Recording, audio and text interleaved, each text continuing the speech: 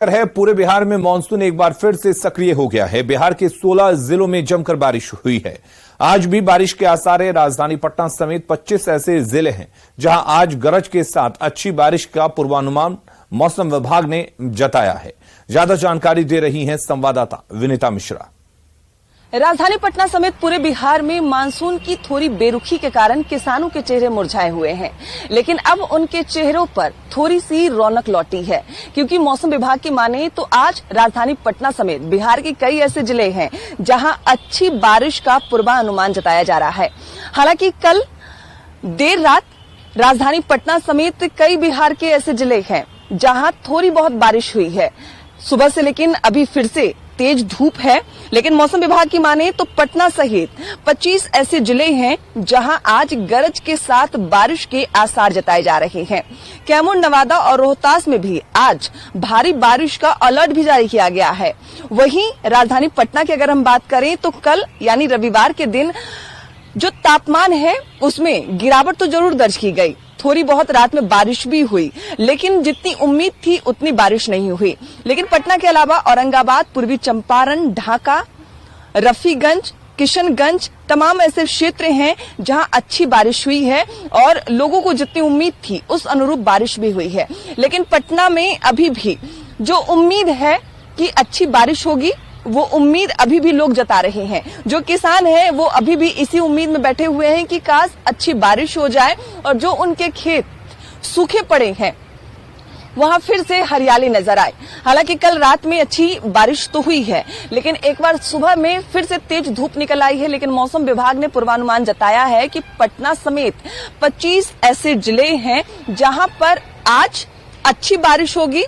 कुछ ऐसे जिले हैं जहां के लिए अलर्ट भी जारी किया गया है, यानी मानसून जो है वो सक्रिय हो गया है। जो टर्फ रेखा है वो बिहार से लेकर बिहार पर गुजर रही है और ऐसे में संभावना जताई जा रही है कि टर्फ रेखा के कारण अच्छी बारिश होगी। राजधानी पटना समेत पूरे बिहार में मानसून सक्रिय होगा और जो किसान परेशान थे सुखाड़ से, जो धान की रोपनी नहीं कर पा रहे थे, शायद अब वो धान की रोपनी कर पाए। हालांकि अभी भी तेज धूप तो है, लेकिन मौसम विभाग का पूर्वानुमान है कि आज पटना में भी अच्छी बारिश होगी और किसानों के जो मुरझाए चेहरे हैं एक बार फिर से खिले हुए नजर आएंगे। कैमरामैन अजय दुबे के साथ विनीता मिश्रा, न्यूज 18 पटना। नेपाल के तराई क्षेत्रों में हो रही बारिश से गंडक नदी का जलस्तर तेजी से बढ़ने लगा है। गोपालगंज में गंडक नदी खतरे के निशान तक पहुंच गई है। जलस्तर में वृद्धि होने के बाद जल संसाधन विभाग अलर्ट हो गया है और तटबंधों की निगरानी बढ़ा दी गई है। हालांकि अभी बाढ़ का कोई खतरा नहीं है, लेकिन जिस तरह से जल स्तर में वृद्धि हो रही है उससे अधिकारियों की चिंता बनी हुई है। गोपालगंज के पतहरा गांव से गंडक नदी के बढ़ते जलस्तर का जायजा लिया संवाददाता गोविंद कुमार ने। वाल्मीकि नगर बराज से गंडक नदी में लगातार पानी का डिस्चार्ज किए जाने के बाद नदी उफान पे है और जल स्तर खतरे के निशान के करीब पहुंच चुका है। ये गोपालगंज के पतहरा गांव के पास की गंडक नदी है। आप तस्वीरों में देख सकते हैं कि नदी के जलस्तर में कैसे वृद्धि हो रही है और लगातार वृद्धि होने से यहाँ के जो अभियंता हैं, जल संसाधन विभाग के जो कर्मी हैं वो अलर्ट हो गए हैं और तटबंधों की निगरानी जो है बढ़ा दी गई है और फ्लड फाइटिंग से संबंधित जो मटेरियल है उसे भी स्टॉक करके रखा गया है ताकि आपात स्थिति से निपटा जा सके। पिछले 24 घंटे में नेपाल के गंडक के कैचमेंट एरिया में 174 mm की बारिश हुई है, जिससे ऑब्वियसली बात है कि वाटर लेवल राइज करेगा। अभी बाढ़ का खतरा तो बिल्कुल नहीं है, क्योंकि डेंजर लेवल से सिर्फ 5 या 10 सेंटीमीटर ऊपर जाने की प्रोबेबिलिटी है, उससे ज्यादा ऊपर नहीं जाएगा। तो अभी फिलहाल हम सेफ है। जलस्तर में जैसे वृद्धि हो रही है वैसे अभियंताओं की एक बार फिर से चिंता बढ़ गई है और तटबंधों की निगरानी बढ़ा दी गई है। हालांकि बाढ़ का कोई खतरा नहीं है। गोविंद कुमार, न्यूज 18 गोपालगंज। अगली खबर शेखपुरा से है। कुसुम्बा प्रखंड स्थित हरुहर नदी में अभी तक गंगा और पुनपुन नदी का पानी नहीं आया है, जिसके कारण किसानों को सिंचाई में काफी दिक्कत हो रही है। मत्स्य पालकों के सामने भूखमरी की स्थिति पैदा हो गई है। बताया जा रहा है कि हरुहर नदी में जब जल स्तर बढ़ता है तो काफी संख्या में मछली गंगा और पुनपुन नदी से आ जाती है, जिससे मछुआरा का रोजगार चलता है, उनका पेट पलता है। लेकिन पिछले 2 साल से नदी में पानी न आने के बराबर है और इस खबर पर अधिक जानकारी दे रहे हैं संवाददाता अजीत कुमार सिन्हा।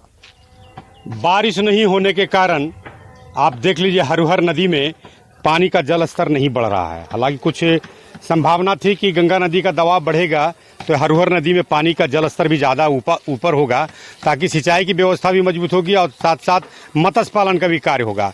लेकिन अभी तक जो पानी की स्थिति है बिल्कुल निराशाजनक है और गांव के लोग भी काफ़ी चिंता में हैं। हालांकि आपदा विभाग ने सारी तैयारी भी पूरी कर रखी है कि अगर बारिश तेज हुआ और गंगा नदी का पानी का दबाव ज़्यादा बढ़ा तो निश्चित रूप से यहाँ राहत कार्य भी चलाया जाएगा। लेकिन गाँव के लोग हैं, हम जानते हैं कि क्या स्थिति हरुहर नदी का भी है। बताइए सर, क्या नाम हुआ आपका? सुधीर साहनी। किध है अभी स्थिति? अभी स्थिति खराब है सर, मछली वही पड़ नहीं रहा, भूखे मर रहा मलाखपुर गुटन। पानी का क्या स्थिति? पानी स्थिति बढ़िया रहा है सर, अभी सूखा हुआ है। पिछले बार ठीक था? पिछले बार ठीक था सर। इस बार अच्छा, पानी बढ़ जाता तब क्या परेशानी होती है?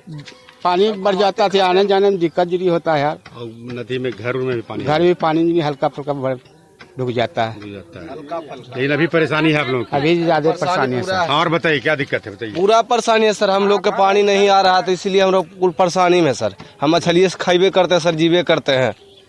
इस बार बहुत काफी दिक्कत है सर। देखिए बाल बच्चा हमारा रोड पर आ गया है, पानी नदी में नहीं आ पानी में नहीं आ रहा सर। बाल बच्चे क्या खिलाएंगे हम? अच्छा, तो हम जानते हैं गांव की जो महिलाएं हैं ये क्या समझती है, बताइए। तो क्या नाम होगा आपका? साम्या देवी। की स्थिति है पनिया के? पानी नहीं आवे सर, पानी एकदम नहीं ले इस बार? नहीं, पढ़ाऊ नहीं ले, लाबरियो नहीं ले, मारा काले। हाँ, तो क्या करते हैं, इससे रोजगार क्या करते हैं आप लोग? कुछ बैठे बैठी अभी आप। पानी आ जाता तो क्या रोजगार करते थे? मछली बेचे। इस बार मछली की स्थिति ठीक नहीं है क्योंकि नहीं, पानी इतना ही मछली पर है। तो पानी का, अगर नदी में पानी नहीं तो उसका काफी असर पड़ रहा है, खास करके जो मत्स्य पालन के लोग हैं, जो मत्स्य पालन कर जो बिक्री करते थे, उनकी आर्थिक स्थिति में काफी सुधार होता था। लेकिन इस बार काफी निराशाजनक स्थिति बनी हुई है।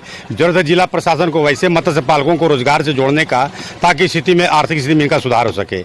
अजीत कुमार सिन्हा, न्यूज 18, शेखपुरा। सीतामढ़ी सूखे की चपेट में है। लोगों के बीच पेयजल के लिए हाहाकार मचा हुआ है। सिंचाई के लिए भी पानी नहीं है।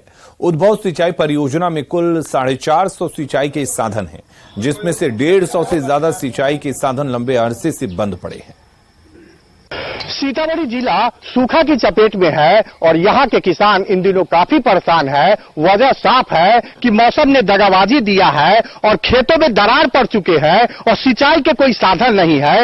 इस परिस्थिति में हम आपको सरकारी उद्भव सिंचाई परियोजना की तस्वीर दिखाने की कोशिश करते हैं, जो सरकार के द्वारा स्थापित किया गया है, लेकिन वो सिर्फ दिखावे के लिए है, क्योंकि सीतामढ़ी के जो उद्भव सिंचाई परियोजना है, तकरीबन 150 से ज्यादा ऐसी परियोजना है जो पिछले लंबे अरसे से बंद है। कहीं यांत्रिक गड़बड़ी की वजह से यह उद्भव सिंचाई परियोजना बंद है, तो कहीं बिजली का सप्लाई उनको नहीं मिल रहा है, जिसके कारण जो नलकूप है उससे किसानों को कोई फायदा पहुंच नहीं रहा है। लेकिन जो व्यवस्था ठप है उसको ठीक करने की कोशिश नहीं की जा रही है। हमारे साथ कुछ किसान हैं, उनसे बात करते हैं। बताइए क्या कहना है, क्या स्थिति है इस सबका? स्थिति क्या, यहाँ ऑपरेटर आता नहीं है, 10 साल से ऊपर से बंद पड़ा हुआ है। अच्छा, जो ऑपरेटर यहाँ नहीं आता चला गया, इसको कौन?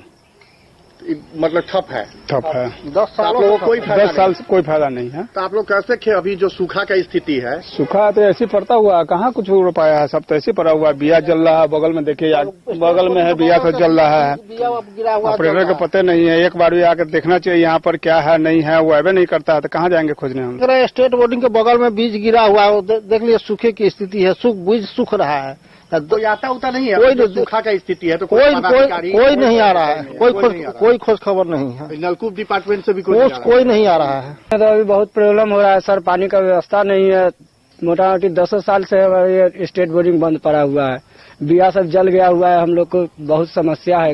पानी सरकार से मदद मिलेगा तो खेती की गृहस्थी होगा, नहीं कुछ मदद नहीं मिला है। जो जमीन से जलस्तर है वो लगातार नीचे जा रहा है। ऐसी परिस्थिति में अब किसान करे तो क्या करे, क्योंकि प्रशासन और सरकार पूरी तरीके से आंखें मूंदे बैठी हुई है। राकेश रंजन, न्यूज 18, सीतामढ़ी। और इस बुलेटिन में फिलहाल के लिए इतना ही। आगे देखते हैं हेडलाइंस। हेडलाइंस प्रेजेंटेड बाय एक अनोखी खुशबू ब्लैकस्टोन अगरबत्ती। राजस्थान से मुंबई जा रही मुंबई जयपुर एक्सप्रेस में आरपीएफ कांस्टेबल ने की ताबड़तोड़ फायरिंग। एएसआई समेत 4 लोगों की मौत, आरोपी गिरफ्तार। पटना के गाजीपुर में गोली मारकर राजू यादव की हत्या। एक हफ्ते में कदमकुआं इलाके में हत्या की दूसरी बड़ी वारदात। नालंदा में निहाल मस्जिद के पास से युवक की हत्या, बदमाशों ने मोहम्मद हलीम को पीट पीट कर उतारा मौत के घाट। नवादा के भगवानपुर में आपसी विवाद में शख्स को मारी गोली, घायल को इलाज के लिए सदर अस्पताल में कराया गया भर्ती। रांची के ओक फॉरेस्ट अपार्टमेंट में शॉर्ट सर्किट से लगी भीषण आग, बेसमेंट में लगे सैकड़ों मीटर जलकर खाक।